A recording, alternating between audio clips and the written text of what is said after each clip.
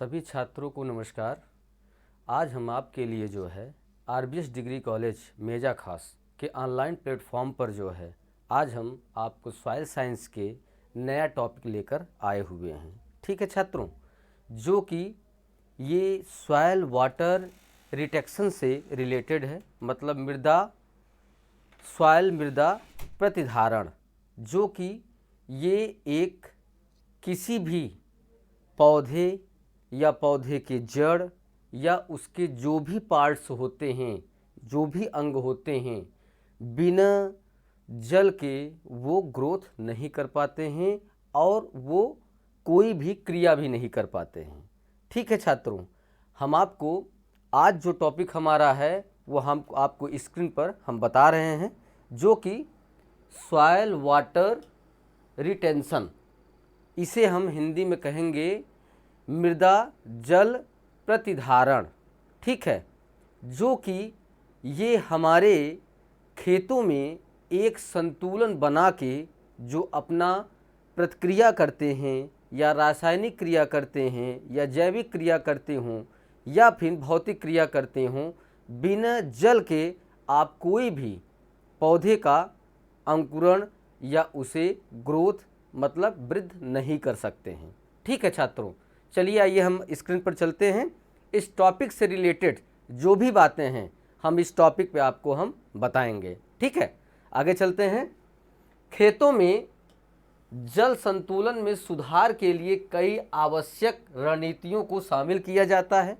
मतलब अगर कहीं पे अगर हमारा प्लॉट है तो वहाँ पे जो हमारा जल है उसे संतुलित बनाए रखने के लिए किसानों को कई रणनीतियों को अपनाना पड़ता है, जिससे हमारा जल जो है क्या कहते हैं वेस्ट, बेकार ना होने पाए, मतलब वेस्ट ना होने पाए। ठीक है, जो कि जैसा कि पानी के वाष्पीकरण को सीमित करने के लिए हवा की गति को कम करना और मिट्टी में पानी की प्रवेश को बढ़ावा देना तथा कार्बनिक पदार्थ की मात्रा, मिट्टी की संरचना और जड़ की वृद्धि को जमीन में गहराई में शामिल करना होता है।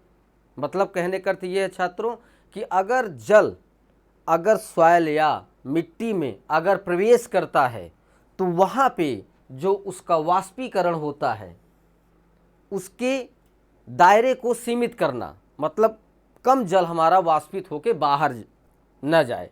ठीक है, जो कि जो जल वाष्प होके हमारे वायुमंडल में अगर विलीन करता है जो है, तो वो चीज़ हमें पौधे प्राप्त नहीं कर पाते हैं, जो कि वे पानी वेस्ट हो जाता है। ठीक है, उसे सीमित करने के लिए हवा की गति को कम करना पड़ता है। फिर उसमें जो है मिट्टी में पानी के प्रवेश को बढ़ावा देना पड़ता है, मतलब उस मिट्टी में पानी के जो प्रवेश है या उसके अंदर जाने का जो वेग है उसे भी बहुत स्लो, धीमी गति से प्रवेश कराना चाहिए। ठीक है, अगर जल उसमें प्रवेश करता है तो जो हमारे कार्बनिक पदार्थ हैं वो जो है हमारे मिट्टी की संरचना को, जड़ की ग्रंथों को जमीन में गहराई तक शामिल करते हैं, जो उस पौधे को जो है आसानी से, सुगमता से मिल जाता है। ठीक है, आगे मृदा जल क्या भूमि तथा पौधों के आपसी संबंध होते हैं। मतलब कहने का अर्थ ये है छात्रों कि अगर किसी भी मृदा में जल और भूमि और पौधे का एक गहरा संबंध होता है, बिना जल के पौधा अपना ग्रोथ नहीं कर पाता है और बिना भूमि के जल का आप उपयोग नहीं करेंगे और बिना पौधे के उसके आप कहीं प्रयोग नहीं कर सकते हैं। ठीक है, आगे चलते हैं। आपसी संबंध होता है जिसमें खनिज लवणों का शोषण भी बढ़ जाता है। प्रायः सभी पोषक तत्व घुलकर पानी में पौधों द्वारा शोषित होता है और जल पौधे में श्वसन तथा उत्संवेदन ट्रांसपीरेशन मतलब वाष्पीकरण, जो कि पानी द्वारा शोषित होता है और उसमें श्वसन की प्रक्रिया, उत्संवेदन एवं प्रकाश संश्लेषण आदि क्रियाओं को सुचारू रूप से चलता है तथा मिट्टी में जल का मुख्य स्रोत वर्षा है। मतलब कहने का अर्थ ये है छात्रों कि अगर किसी भी सॉइल में अगर पानी का प्रवेश हुआ है या पानी वहाँ पे उपस्थित है तो वो अपने द्वारा जो श्वसन की क्रिया या उत्संवेदन की क्रिया या प्रकाश संश्लेषण की क्रिया है, ये बिना जल के सुचारू रूप से संभव नहीं है। उसके द्वारा अगर ये सुचारू रूप से संभव नहीं है तो पौधा अपने जो न्यूट्रिएंट्स होते हैं, जो मुख्य पोषक तत्व होते हैं, जो घुल के पौधों को प्राप्त होता है जो है, वो पौधे सुचारू रूप से नहीं ले पाते हैं। जो कि ये तो कहा ही गया है जो है कि हमारे मिट्टी का जल का मुख्य स्रोत जो है वर्षा ही है। बिना वर्षा के आप पानी का सघन उपयोग नहीं कर सकते हैं, जो कि आगे चल के इस चीज़ का आप दुष्परिणाम भी एक तरीके से देखने को आपको मिलेगा। जिस तरीके से पानी का दोहन हो रहा है, जिस तरीके से पानी जो है वेस्ट हो रहे हैं, वो आगे चल के आपके लिए बहुत कष्टदायक होंगे। इसीलिए जो हमारे वैज्ञानिक हैं उन्होंने ये बताया जो है कि पानी को कैसे रोका जाए जिससे जो है पानी का वाष्पीकरण न हो, पानी हमारा जो है वेस्ट न हो, जो कि हमें जितनी पानी की आवश्यकता है उतना पानी हमें मिले और उसके बाद जो अवशेष पानी बचता है वो कहीं इकट्ठा होके संतृप्त किया जाए, फिर उसे जिस तरीके से प्रयोग होता है, जिस टाइमिंग को पानी दिया जाता है, उस पानी को यूटिलाइज किया जाए। ठीक है छात्रों, आगे चलते हैं।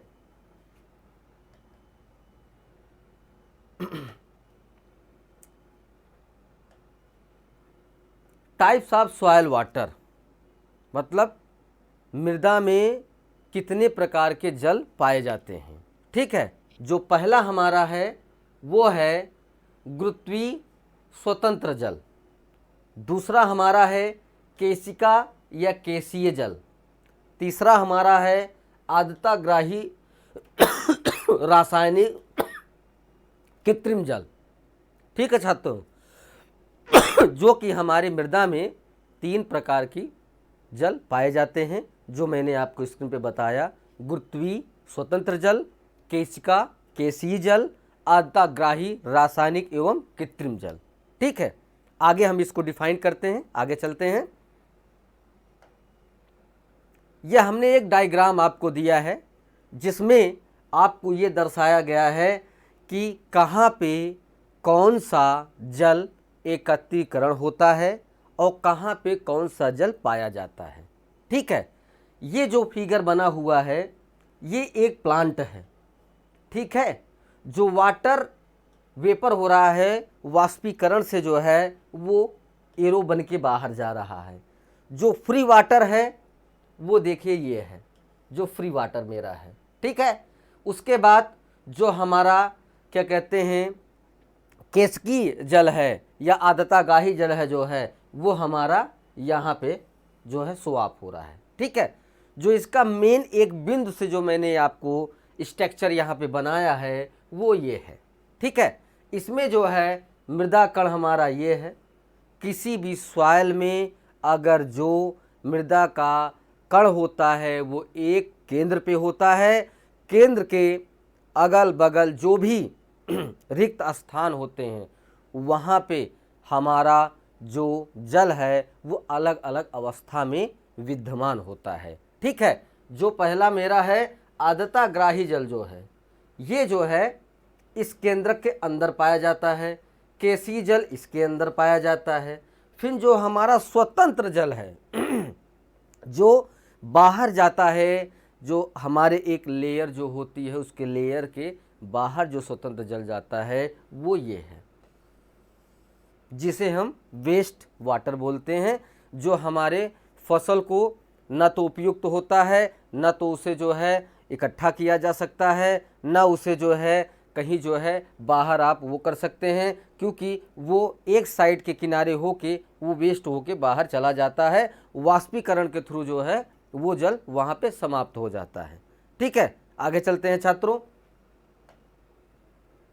जो पहला मैंने आपको बताया केसीय जल में जो है, और क्या कहते हैं आपका गुरुत्वीय जल और आर्द्रताग्राही जल, तीन में पहला जो डिफाइन हम कर रहे हैं आपका गुरुत्वीय एवं स्वतंत्र जल। ठीक है, फ्री वाटर जिसे कहा जाता है। मिट्टी के रंध्र अवकाश में पानी भरने के बाद बाकी जो जल को रोकने की शक्ति मृदा में नहीं होती है, और वह जल पृथ्वी के गुरुत्वाकर्षण बल के कारण नीचे चला जाता है। यह जल पौधों के लिए अपर्याप्त होता है, जिसे हम गुरुत्वीय जल या स्वतंत्र जल कहते हैं। जैसा कि छात्रों मैंने पहले आपको बताया कि जहाँ पे गुरुत्वीय जल है या स्वतंत्र जल है, वहाँ पे मिट्टी के अंदर जो आपका क्या कहते हैं रंध्र अवकाश है, उसमें जितना जल जाता है, उसके बाद शेष जल जो है वो क्या कहते हैं गुरुत्वाकर्षण के थ्रू जो है मिट्टी के नीचे चला जाता है, सरफेस के नीचे चला जाता है। वो पौधों को अपर्याप्त होता है, वो जल जो है स्वतंत्र जल होता है। स्वतंत्र जल को जो है प्रभावित करने वाले 5 कारक हैं जो कि स्वतंत्र जल को प्रभावित करते हैं। ठीक है, पहला जो है मैट्रिक फोरस, और उसके बाद सॉलिड फोरस। ठीक है, जिसे हम फोरस ओके विलेय बल जिसे वो कहा जाता है, फिर गुरुत्वाकर्षण बल, फिर वायुमंडलीय बल, फिर ताप हो गया। ये 5 जो फैक्टर हैं, जो कारक हैं, वो जो है हमारे स्वतंत्र जल को प्रभावित करते हैं। ठीक है, आगे चलते हैं। दूसरा जल हमारा है केशिका जल।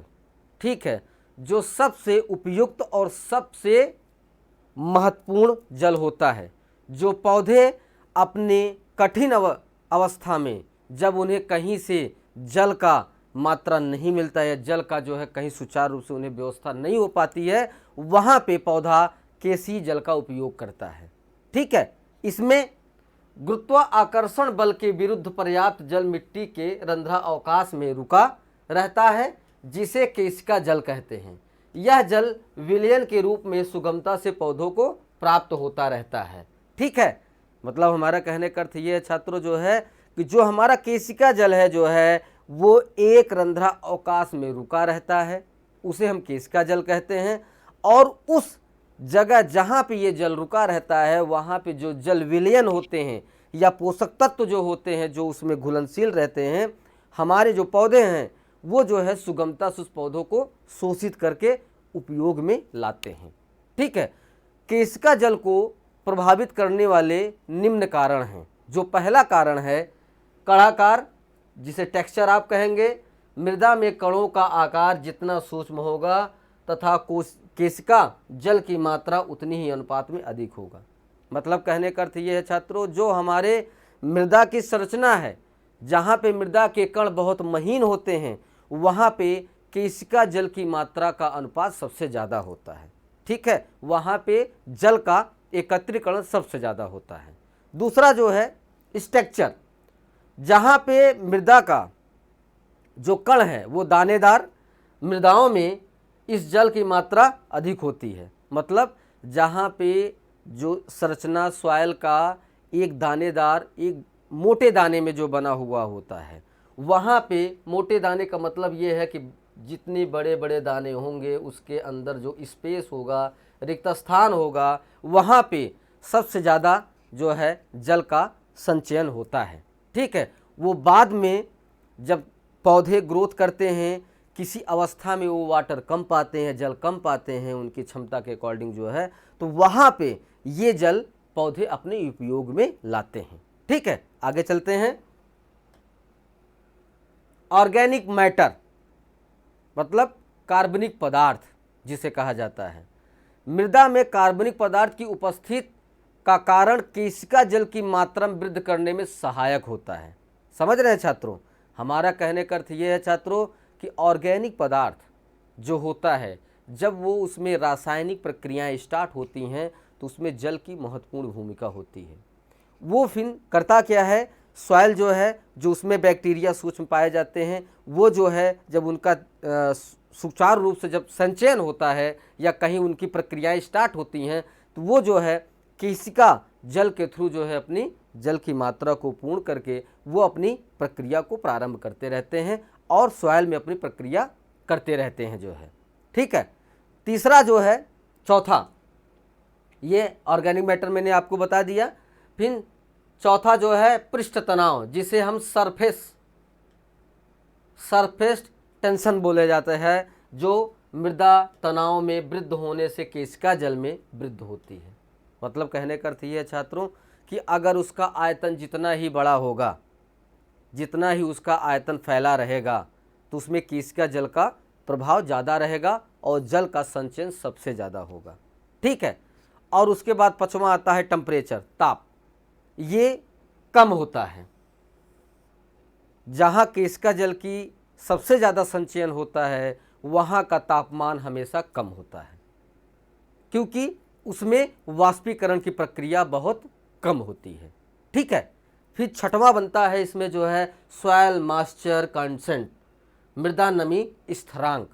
ठीक है, इसमें जो है मृदा नमी स्थिरांक से तात्पर्य मृदा में व्याप्त नमी की मात्रा के स्थिर रहने या ठहराव से है। जो लंबे समय तक मृदा में उपस्थित रहती है उसे मृदा नमी स्थिरांक कहते हैं। मतलब कहने का अर्थ ये है छात्रों जो है कि अगर किसी भी सॉइल में अगर मृदा में जल का अगर स्थिरांक का अगर बरकरार रखना चाहते हैं तो वहाँ पे जो व्यक्त नमी है, व्यक्त नमी जो एक इकट्ठे रूप में जो है एक जगह एकत्रित है या स्थिर है, वहाँ पे जो है एक ठहराव होता है पानी का, जो लंबे समय तक मृदा में उपस्थित होते हैं। उसके बाद जब उसमें फसल जो है लगाई जाती है तो उस अवस्था में कई अवस्थाओं में फसलों को जो है पानी दिया जाता है। कभी कभार ये होता है कि उस अवस्था में पौधों को पानी कम मिल पाता है, तो जो हमारा ये मृदा नमी स्थिरांक है, वहाँ का जो जल का जमाव है और जल का स्थिरांक है, वहाँ से पौधे अपना पानी लेके अपने अवस्था को मेंटेन करके वो पौधे ग्रोथ करते रहते हैं। ठीक है, आगे चलते हैं। विल्टिंग पॉइंट, जिसे मुरझावन बिंदु बोला जाता है। ठीक है, ये एक समय ये आता है कि जब पौधे में जल की कमी पाई जाती है तो वहाँ पे क्या कहते हैं, पौधे मुरझा जाते हैं और सूख जाते हैं। जो कि मिट्टी में उगने वाले पौधे मृदा से पानी शोषित करके मृदा में उपस्थित पानी की मात्रा को कम करते हैं। पानी की पौधों की जड़ों द्वारा शोषित होकर पत्तियों तक पहुंचाता है, जहां वह वाष्पोत्सर्जन के द्वारा धीरे धीरे उड़ता रहता है। पानी के मृदा पृष्ठ पर से नष्ट करने का दूसरा साधन वाष्पीकरण की इस प्रक्रिया द्वारा धीरे धीरे मृदा में नमी की मात्रा कम होने लगती है। इस अवस्था में पौधे जड़ों के पानी का शोषण करने में असमर्थ हो जाते हैं, जिससे पौधे मुरझाने व सूख जाते हैं। मतलब कहने का अर्थ ये है छात्रों कि अगर जो विल्टिंग पॉइंट हमारा होता है, जब पौधा मिट्टी में उगना प्रारंभ करता है तो वहाँ पे वह पानी शोषित करता है। पानी शोषित करने के बाद वो जड़, पत्ती और उसके अन्य भागों में जो है पानी को किसी माध्यम के थ्रू या वाष्पन के थ्रू या वाष्पोत्सर्जन के द्वारा या केशिका जल के द्वारा वो पौधों को जो है पानी पहुंचाते रहते हैं। मगर उसमें जब वाष्पन और वाष्पोत्सर्जन की क्रिया धीरे धीरे बढ़ती जाती है तो वहाँ का जल उड़ता रहता है, जिससे धीरे धीरे वहाँ पे पानी की कमी आ जाती है और पौधा मुरझाने लगता है और सूख जाता है। ठीक है, आगे चलते हैं। जो हमारा वाटर क्या कहते हैं जल है, उसमें थर्ड जो हमारा आर्द्रताग्राही जल है वो इस प्रक्रिया में सबसे नीचे सरफेस पे होता है, जो कि पौधे उसको प्राप्त नहीं कर पाते हैं। वो हम आपको स्क्रीन पे बता रहे हैं। मिट्टी में कुछ जल ऐसे भी होते हैं जो मृदा कणों के मध्य इतनी मजबूती से एक महीन परत के रूप में जकड़ा रहता है, जो कि पौधों को प्राप्त नहीं होता है। इस जल को आर्द्रताग्राही जल कहते हैं। सिंचाई के जल तथा कम भाग ही पौधों को मिल पाता है, उसका अधिकांश भाग रिसाव द्वारा बेकार चला जाता है। मतलब कहने का अर्थ ये है छात्रों जो है कि जो हमारे सॉइल में मृदा के कण हैं उनकी जो मजबूती है, जो एक जुड़ने की क्षमता है, वो बहुत ही जकड़ा हुआ है। तो जब अगर वो जकड़ा हुआ है तो वहाँ पे पानी की मात्रा बहुत ही कम स्थिर होगा, वो आगे चल के जो है पौधे नहीं प्राप्त कर पाते हैं। फिर उसे ही आर्द्रतागाही जल बोला जाता है, जो कि पौधे एक सीमित दायरे में उस जल को क्या कहते हैं शोषित कर पाते हैं। अगर वो शोषित नहीं कर पाते हैं तो उस प्रक्रिया में वह जल रिसाव के द्वारा वो बेकार चला जाता है, वो कहीं बाहर चला जाता है, जिससे पौधे हमारे सूखने लगते हैं। ठीक है छात्रों, ये सॉइल वाटर एडिएशन में आपका 3 पार्ट जो था उसके जो फैक्टर थे वो हमने आपको बतलाया। ठीक है, हम अगला टॉपिक हम आपको लेके आएंगे। सभी छात्रों को धन्यवाद। ठीक है।